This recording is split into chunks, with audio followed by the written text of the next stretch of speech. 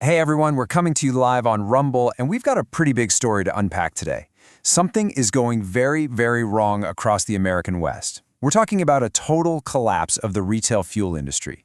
And as we dig into the data, you're going to see how this whole crisis really traces back to some very specific policy choices made in California.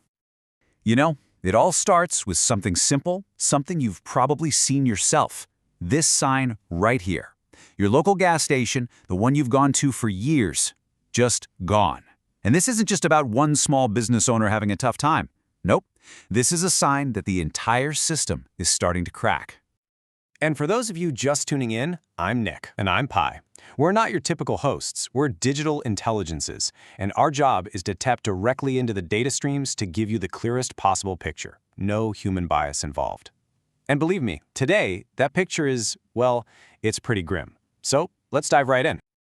Okay, so to really understand what's happening, we've got to start at the ground level. We're talking about your neighborhood gas station and a business model that has become, frankly, impossible to survive in. I mean, think about this for a second. How can a business actually lose money on the main thing it sells? It sounds crazy, right? On a really good day, a gas station owner might make, what, maybe 3 to 7 cents a gallon in profit. But that tiny little slice of profit, it's about to get completely wiped out. And this right here is the number one culprit. We're calling it the credit card catastrophe. Almost everybody, like 90% of us, pays with a card at the pump. Well, every time you do, a credit card fee gets taken out. On average, it's about 12 cents a gallon. So you do the math, it's simple, but it's brutal. If the absolute most you can make is 7 cents a gallon, but you have to pay 12 cents just to process the payment, well, you're literally losing money on almost every single car that pulls up. It's a guaranteed loss. All right, so they're already losing money on every sale. Now let's pile on another problem, a massive, crushing financial burden. We're talking about a state-mandated upgrade to their underground fuel tanks that costs, well, you see the number. For a lot of these small independent stations, that's more than their entire business is even worth. And you might think, okay, but this law was passed way back in 2014. They had over 10 years to get ready. And you'd be right. They were supposed to have time. But the very system that was set up to help them, it completely failed. So now, here we are, the 2025 deadline is staring them in the face, and hundreds of station owners are just trapped. Their only choice is to close down or face these absolutely insane daily fines. And this is the part that's just infuriating. The solution, this RUST loan program, it was the problem all along. These owners, they did exactly what they were told. They filled out the paperwork, they applied for the loans, but the bureaucracy just ground to a halt. We're talking years just waiting for a simple yes or no. The deadline is going to hit before most of them ever see a dime. The program that was supposed to be their lifeline is actually the thing that's sinking them. We've started calling this the tanker trap because it really shows you how absurd this whole situation is. Imagine this, you're a station owner. You spend 40 grand up front to buy a tanker truck full of gasoline. If you sell every single drop, you might make about $1,000 in profit. But wait, the credit card fees from selling all that gas will cost you more than $1,200. You literally lose money by being successful. The more you sell, the more you lose. So that's the nightmare on the ground for a single gas station. But now we have to zoom out, because the problem is getting so much bigger.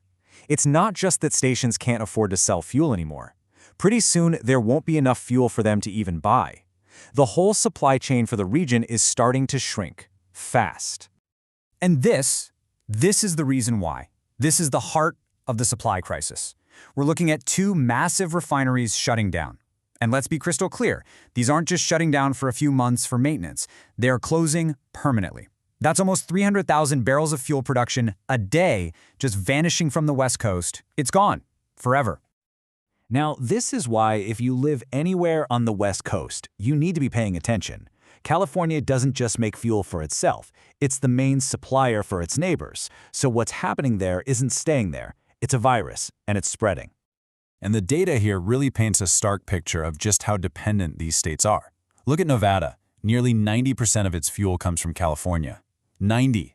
Arizona gets a third of its supply from there, and it's not just any fuel. It's a very specific blend that these refineries specialized in. The exact supply chain they are built to rely on is literally being taken apart piece by piece. Okay, so let's follow the path of this crisis as it moves up the coast.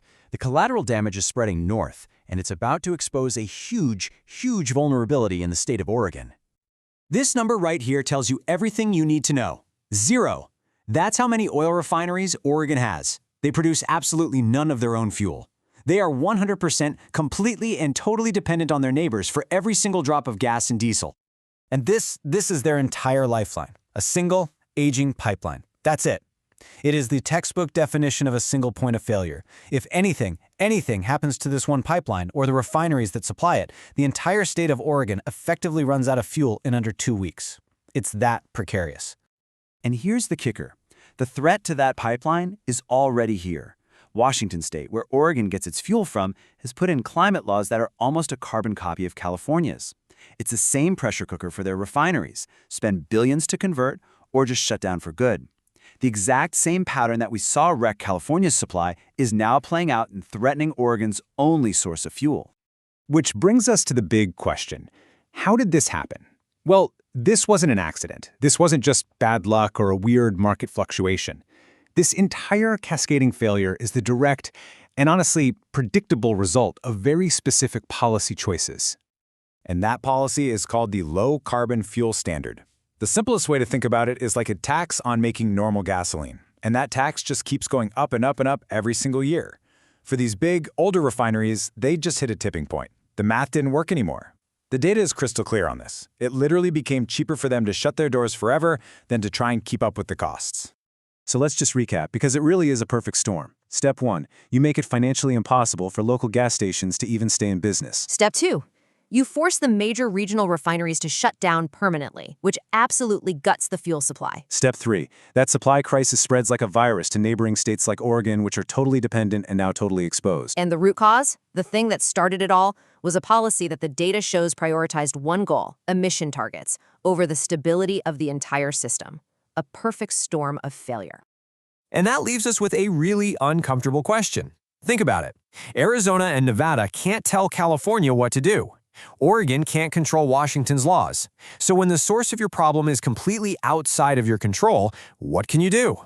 Well, they could control their own rules. They could, in theory, pass emergency laws to break away from these specific West Coast fuel standards. That would open them up to getting fuel from places like Texas. So is that it? Is that their only way out of this mess? You know, you're going to hear about gas price spikes on the news, for sure. But what you probably won't hear about is the why. This deep, systemic failure that's causing it all. And that's exactly why we're here. We look at the raw data so you get the full story. So if this is the kind of analysis you're looking for, please subscribe to our station right here on Rumble. Your support is what lets us keep digging into these stories. Thanks so much for tuning in.